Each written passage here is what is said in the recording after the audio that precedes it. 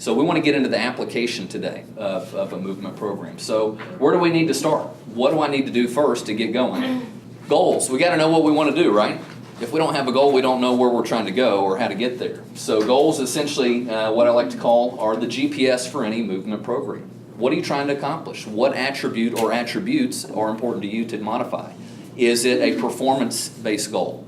Is it trying to improve strength or stamina a certain percentage? Is it a health-based goal? Is it reversing insulin resistance, decreasing arterial age, pulling the plaque out of the vessels?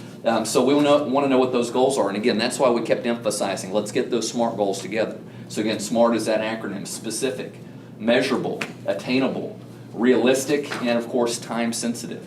Again, specific goals. It's understanding what's the difference between a goal and what's an action step. Action steps are important. They help us reach our goals, but an action step is I'm going to work out 3 days a week, not necessarily a goal. A goal is I want to decrease my arterial age by X number of points within the next 12 months. That's a very specific goal. The action step would be, in order to achieve that, I'm going to exercise 3 days per week. I'm going to follow my low glycemic load diet. I'm going to ensure that I'm taking any medications that have been recommended for me in order to use those action steps to move forward.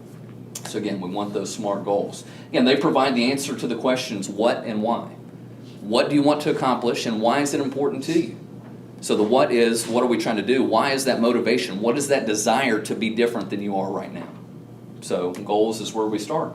And then number two, we have to find out again, where are we starting from? And again, that's what we did through our initial evaluation process. Identify where we are on our exercise spectrum. Not everybody is starting at the same fitness level. Not everybody is starting at the same health status. Some are insulin resistant, some are not. Some have worked out before and have been doing it consecutively for years and years. Some have done it previously and have gotten out of the habit. So again, this is a great spreadsheet here to just kind of identify where should I start from. A beginner obviously doesn't need to start with the same volume, the same amount of time per week, the same intensity and stress as somebody that's been doing it more. You're not ready for that. And most people, when they get going, they get so gung-ho. Okay, I'm getting up early every morning, 5:45. I'm going to run 5K. I'm going to do weights. I'm going to do this. I'm going to shift my diet. I'm never eating anything out of a package again. Yeah, it's unrealistic. I've done it before. I can admit that, hey, I've decided I'm going to conquer the world. In 1 week, I get burned out and get discouraged. So small, bite-sized chunks. Have the big picture focus, but let's whittle it down.